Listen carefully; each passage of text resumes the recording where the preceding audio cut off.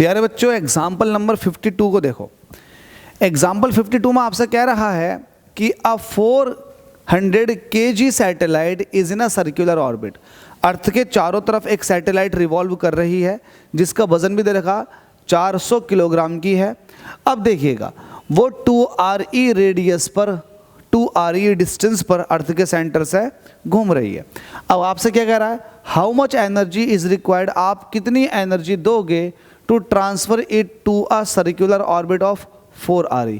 आपको क्या करना है, आपको कितनी एनर्जी दोगे ताकि इसकी जो सर्कुलर रेडियस है वो 4re ही हो जाए। तो कैसे करोगे आप, मैंने आपको इस तरह का एक क्वेश्चन और सॉल्व कराया था। लेट अस सपोज कि ये मेरे पास अर्थ है और ये इस ऑर्बिट में सैटेलाइट जो है वो चक्कर काट रही है, ठीक है, अर्थ के चारों तरफ। तो ये 2re दे रखा आपको, ठीक है। अब आपको करना क्या है, आपको इसको एनर्जी देनी है और एनर्जी दे करके इसकी ऑर्बिट को चेंज कर देना। तो ये आपको 4re पर पहुंचाना, तो आप बिना एनर्जी दिए नहीं कर सकते। तो एक काम कर लो, आप पहले देख लो कि इस सैटेलाइट की टोटल एनर्जी कितनी है, फिर बाद में देख लो कि इस सैटेलाइट की टोटल एनर्जी कितनी है। तो जो चेंज इन एनर्जी आएगा उतनी एनर्जी आप बाहर से दोगे सैटेलाइट को, ठीक है। तो मैं यही कर लेता हूँ, डायरेक्ट लिखता हूँ सॉल्यूशन। आप कहोगे मैं डायरेक्ट लिख दूँ या फिर एक काम कर लूँ, मैं यहाँ पर टोटल एनर्जी निकाल लूँ या और यहाँ पर टोटल एनर्जी निकाल लूँ। तो निकाल लेते। टोटल एनर्जी जो कि इनिशियल थी वो कितनी थी, माइनस के जी m1 m2 अपॉन r।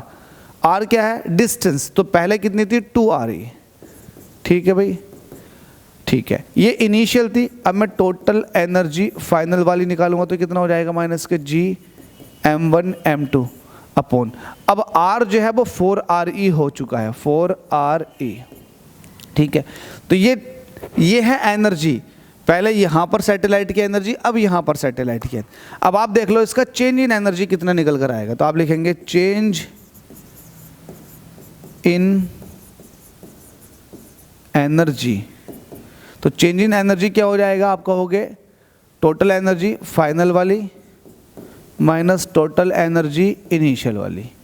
तो फाइनल वाली कितनी है, माइनस के जी m1 m2 upon 4re, minus लगाओगे टोटल एनर्जी इनिशियल वाली कितनी है, माइनस के जी m1 m2 अपॉन 2re, ठीक है।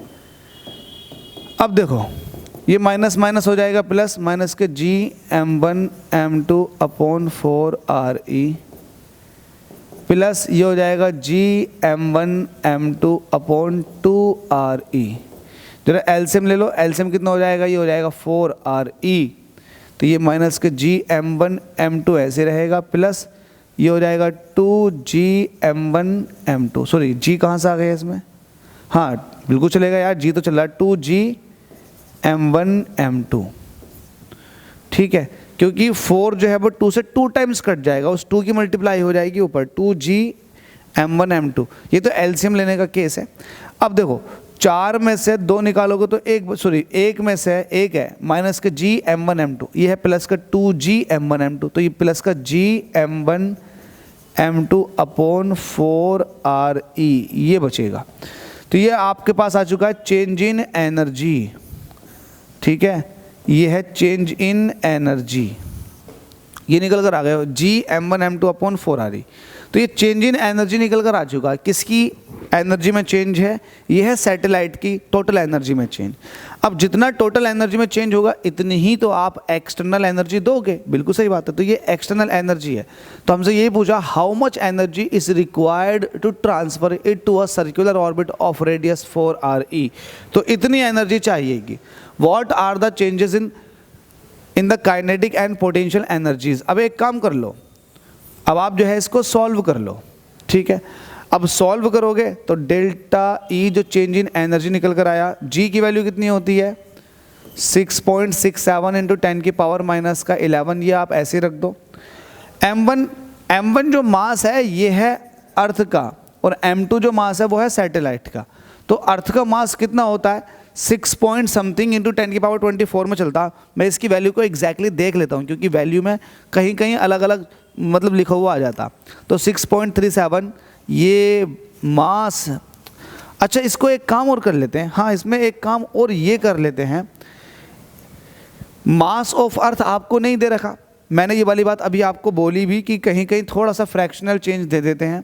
तो एक काम कर लो, आप इसको ना दूसरे वे में लिख लो। कैसे?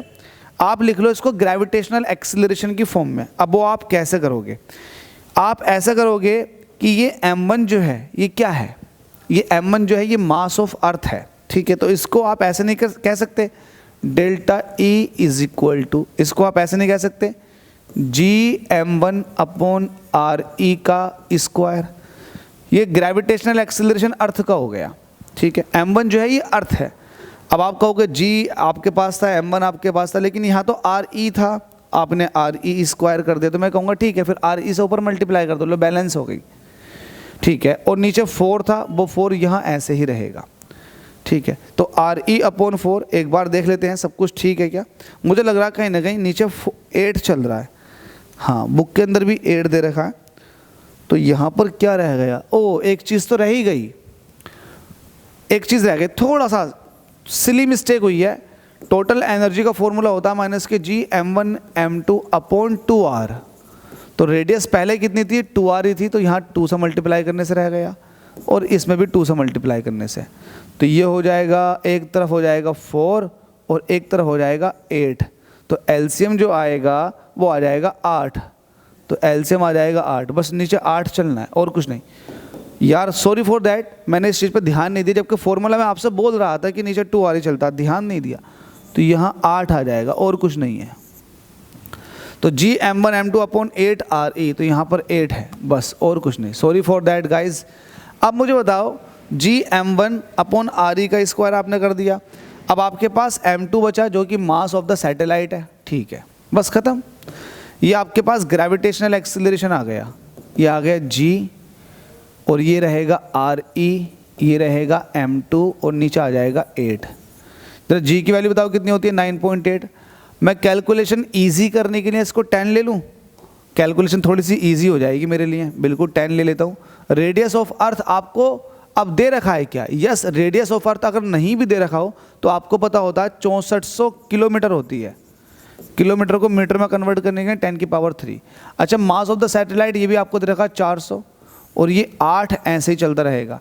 अब देखो कितना आसान हो गया, 8 से काटोगे तो 8 अट्टे 64, 8 बचा ना, ये 8 8 64, तो ये 10 की मल्टीप्लाई होनी है कितने से? 800 हुआ ये, और 2 0 ये है, 3 ये है, तो 5 0 ये हो गए, 3 और 2 5, और 4 ये ऐसे ही।